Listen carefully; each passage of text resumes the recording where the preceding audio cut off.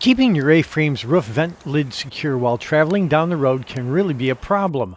Want to see a great way to cure this issue? Let's hop to it!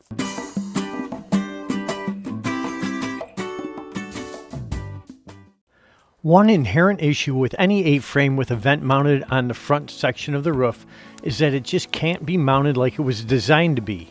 Vents are supposed to be mounted with the lid opening away from the airstream caused by traveling down the road. Well, if you did that on an A-frame, the lid would not function properly when the roof is set up, and it would catch the rain like a scoop rather than block it. This creates an issue.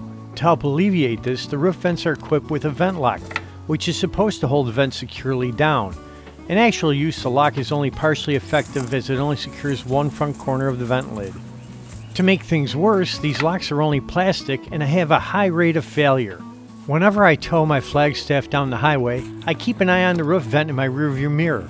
As I get up over 50 or 60 miles per hour, I can see the lid start to jiggle and wobble in the airstream. It gets a bit unnerving watching the wind do its best to rip the top off, and I'm always thankful that it hasn't happened. As the plastic lid ages and gets more brittle, it may just be a matter of time before the wind succeeds and permanently removes it. Although that hasn't happened yet, I have had issues that have already been caused by this. Last year, we took our A-frame on a 20-day trip through central and northern Florida.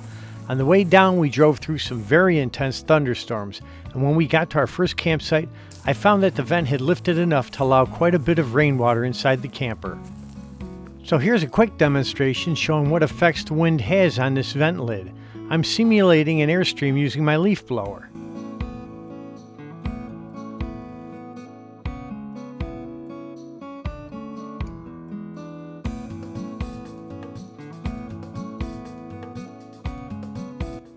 The best way to fix this is to create a simple guard to deflect the wind and rain. Here's how I made mine.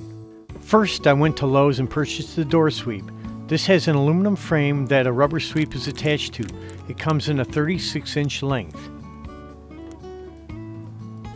I have to remove the vent lid. This is easy to do. There are 4 screws securing the lid to the frame. I unscrew them, flip up the hinge, and remove the plastic filler strip. I set these aside where I won't lose them. There is a roller arm that engages into a slotted bar that's attached to the lid. I raise up the lid and slide it forward until the roller arm reaches the bar's keyway. The lid is now free. In the workshop, I clean the lid off with some soap and water. Now I measure the midpoint of the front edge. The lid is 15 inches across, so make a small mark at 7.5 inches. I make a corresponding mark on the center of the sweep. I'm going to mount this with the rubber side facing out and the side with the aluminum lip facing in. Next, I place the door sweep on the outside of the lid, align the 2 center marks, and clamp it together.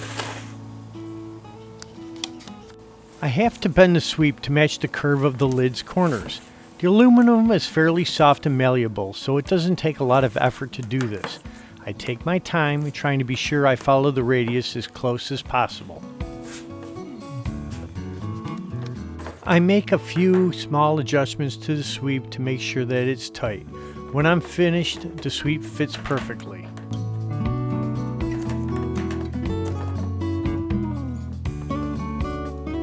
The sweep has to be secured to the lid. I use a combination of sealant and pop rivets to do this.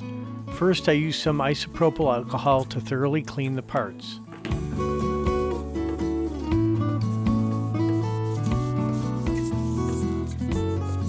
I slide the door sweep up against the bottom of the lid's front edge until the raised aluminum lip contacts the plastic.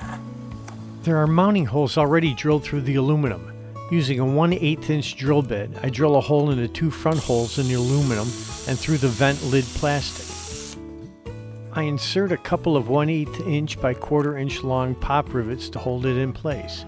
Now I drill the rear side holes. I install the rivets into those. There are 2 more holes, but I don't really think I need to use them.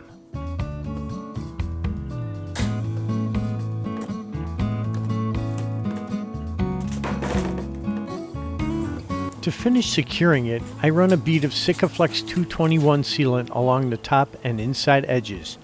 If I get a bit sloppy, An alcohol-soaked paper towel does a nice job cleaning up uncured Sikaflex, and it works great on your hands too. I give the sealant an hour to cure, then reinstall the lid. The sweep clears the roof by 3/8 of an inch so it won't collect any rainwater. I tested again with my leaf blower. As you can see, it seems a lot more secure with no more wobble. The final test will be next month when we once again hit the road for a week. I'm fairly confident I'm going to be very happy with the results of this. Thanks for watching. Don't forget to high-five the like icon, jingle the notification bell, and please subscribe to my channel. Thanks again to all of you who have already subscribed. I really appreciate each and every one of you.